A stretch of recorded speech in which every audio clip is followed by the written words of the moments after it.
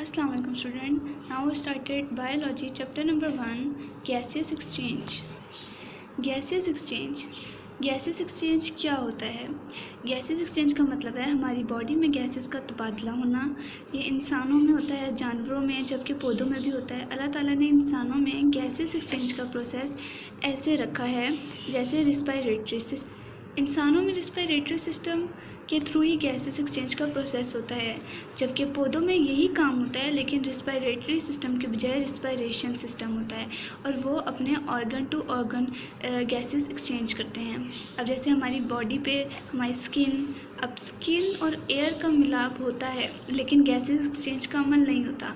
अल्लाह ताला ने हमारी बॉडी में इसीलिए रिस्पायरेटरी सिस्टम का अमल रखा है ताकि हमारी गैसेस एक्सचेंज हो सकें, हमारी बॉडी एक नॉर्मल टेम्परेचर पे सर्वाइव कर सके।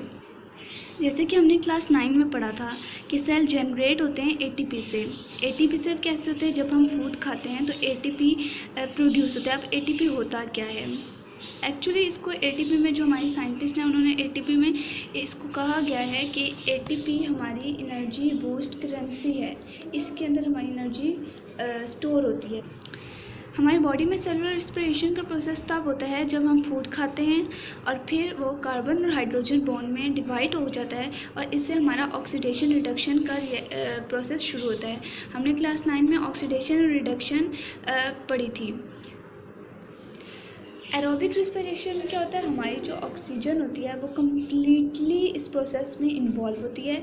इस तरह हमारे फूड को डाइजेस्ट करने में हमारे लिए आसानी करती है। कार्बन डाइऑक्साइड और ये भी हमारे इस प्रोसेस में शामिल होती है। सेलुलर रेस्पिरेशन क्या होता है? ह्यूमन बॉडीज़ ऑक्सीजन जब अपने अंदर इनहेल कर रही होती हैं, अब ह्यूमन बॉडीज़ में कौन लिविंग ऑर्गेनिजम्स में क्या क्या आ जाती हैं? एनिमल्स आ जाते हैं, प्लांट्स भी हैं, ह्यूमन बॉडीज़ भी हैं। ऑर्गेनिज्म जब ऑक्सीजन अपने अंदर इनहेल करती है तो वो किस लिए इनहेल कर रही थी? अपने सेलुलर रेस्पिरेशन के लिए। एक रेस्पिरेशन हमारे लंग्स के थ्रू होती है, सेलुलर रेस्पिरेशन लंग्स के थ्रू नहीं होती। सेलुलर रेस्पिरेशन सिर्फ सेल्स से होती है। सेल्स टू सेल्स अपनी रेस्पिरेशन एक्सचेंज करते हैं ताकि वो हेल्दी रह सकें, ठीक है, हमारे इन्वायरमेंट में वो एडजस्ट हो सकें।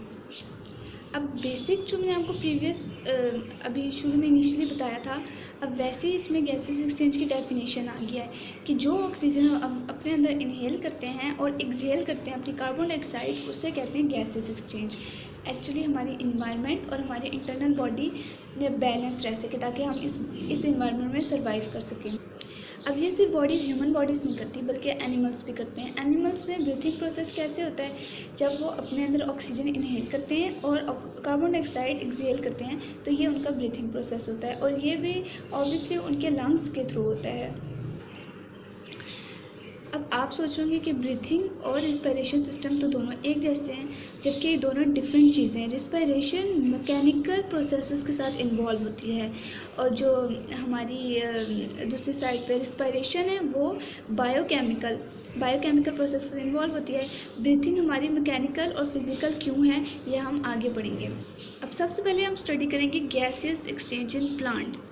अब प्लांट्स में गैसेस कैसे एक्सचेंज होती हैं? ह्यूमन बॉडीज़, एनिमल्स में हम तो कहते हैं कि हमारा रिस्पायरेटरी सिस्टम में थ्रू लंग्स होती है, नोज़ के ज़रिए होती है। प्लांट्स में कैसे होती है? प्लांट से अब किस तरह होगी हम इस टॉपिक में।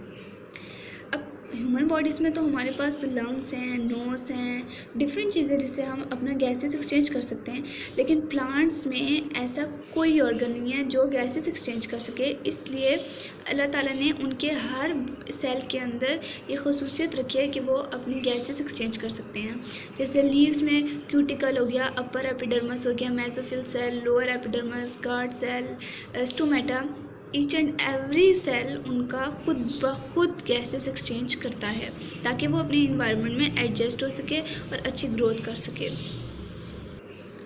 अब जैसे लीव्स है, यंग स्टेम्स हैं, उनके पास स्टोमेटा होता है उनकी अपर एपिडर्मस में। अपर एपिडर्मस कौन सी होती है? जैसे आप इस डायग्राम में देख लें, दिस इज़ अपर एपिडर्मस। अब ये और ये इसकी सरफेस होगी। अब होगा क्या कि लीव्स और यंग स्टेम्स के पास जो स्टोमेटा है होता है तो वो क्या करते हैं? वो गैसेस एक्सचेंज अपने थ्रू स्टोमेटा कर लेते हैं।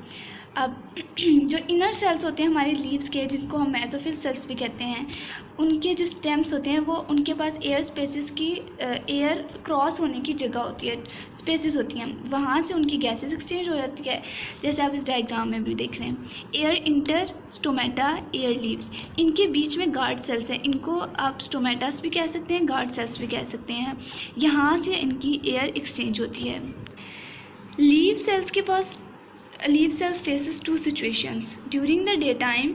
ये सारे पैराग्राफ में आपको ये बताया गया है, जब हम अपने घरों में प्लांट्स लगाते हैं, ट्रीज़ लगाते हैं, तो हमने ये बात क्यों सुननी है कि उनको ऐसी जगह पे ग्रो करवाना चाहिए जहाँ पे धूप आए, बारिश भी आए, हवा भी हो, अच्छी एक एयरफुल स्पेस हो। क्यों? क्योंकि उन्होंने फोटोसिंथेसिस भी करनी है, अपनी रिस्पायरेशन भी करनी है, उनको बारिश की भी उतनी ज़रूरत है जितनी वाटर की ज़रूरत है। अब वाटर और बारिश तो ऑब्वियसली पानी ही है, लेकिन जो बारिश है वो नेचुरल है, वाटर जो है वो भी नेचुरल है, लेकिन वो हम खुद प्रोवाइड कर रहे हैं, और जो बारिश है वो तो बिल्कुल ही प्योर नेचुरल है, जो ऊपर से आ रही है, वो भी ज़रूरत है हमारे प्लांट्स के लिए। अब डे टाइम में मेसोफिल सेल्स क्या करते हैं? फोटोसिंथेसिस करते हैं। वो अपने जो क्लोज लीव्स होते हैं उनको खोलते हैं, सनलाइट से अपनी फोटोसिंथेसिस करते हैं, रिस्पायरेशन करते हैं, अपनी उनका हर लीव, हर फ्लावर, हर चीज़ रिस्पायरेशन और फोटोसिंथेसिस का प्रोसेस कर रही होती है डे टाइम में, और ऑक्सीजन के ज़रिए वो अपनी फोटोसिंथेसिस करते हैं। और इसी तरह वो अपनी अपनी ऑक्सीजन जो है यूटिलाइज कर लेते हैं सेलुलर रिस्पायरेशन में। अब होता क्या है, डे टाइम पे उनकी ग्रोथ होती है, नाइट टाइम पे कभी उनकी ग्रोथ नहीं होती है। डे टाइम पे उनकी ग्रोथ होती है, उनके लीव्स जो यंग स्टेम्स हैं वो नशोनुमा उनकी हो रही होती है, नरिश्ड हो रहे होते हैं, उनके लीव्स खुल रहे होते हैं, फ्लावर्स भी अपनी जो पत्तियाँ होती हैं वो उस टाइम पे खोल रहे होते हैं, क्योंकि उस वक्त उनको एनर्जी मिल रही होती है। अब क्या होता है इसके बिल्कुल ऑपोजिट, नाइट टाइम।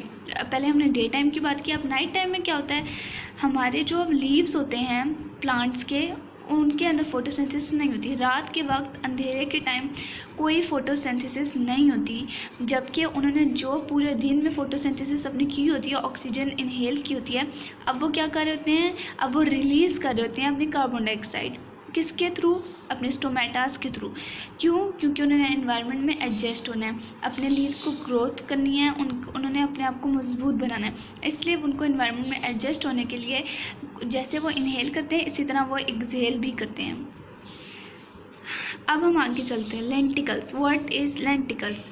हमारे जो प्लांट्स के अंदर वुडी स्टेम्स होते हैं और जो मैच्योर रूट्स होते हैं, जो मैच्योर रूट्स के मुराद जो बहुत ज़्यादा एज ग्रोथ होते हैं, जिनकी एज आगे जा चुकी होती है, जिन्होंने बहुत सारे टाइम स्पेंड कर लिया होता है और सही मैच्योर हो चुके होते हैं, मजबूत होते हैं।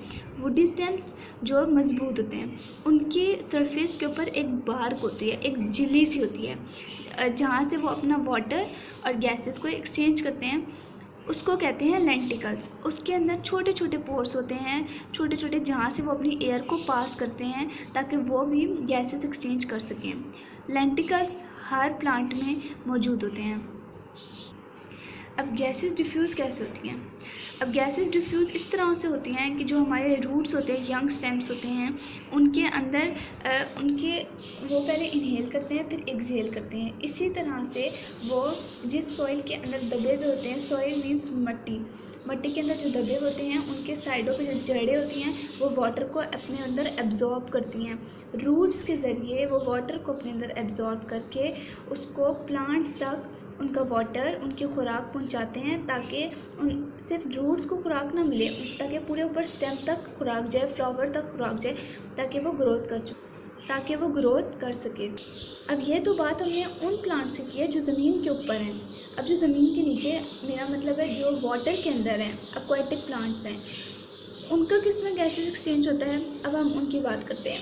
ज़ाहिर है वो पानी के अंदर हैं, तो उनको भी उसी तरह ऑक्सीजन चाहिए, कार्बन डाइऑक्साइड भी उन्हें रिलीज़ करनी है, तो वो पानी के अंदर ही अपनी ऑक्सीजन इनहेल करते हैं। किस तरह इनहेल करते हैं? आपको पता है वाटर किस तरह बना है? H2O, हाइड्रोजन एंड ऑक्सीजन के ज़रिए हमारा वाटर बना है। तो वो वाटर से ऑक्सीजन गेन करते हैं और अपनी कार्बन डाइऑक्साइड वाटर के अंदर ही रिलीज़ कर देते हैं।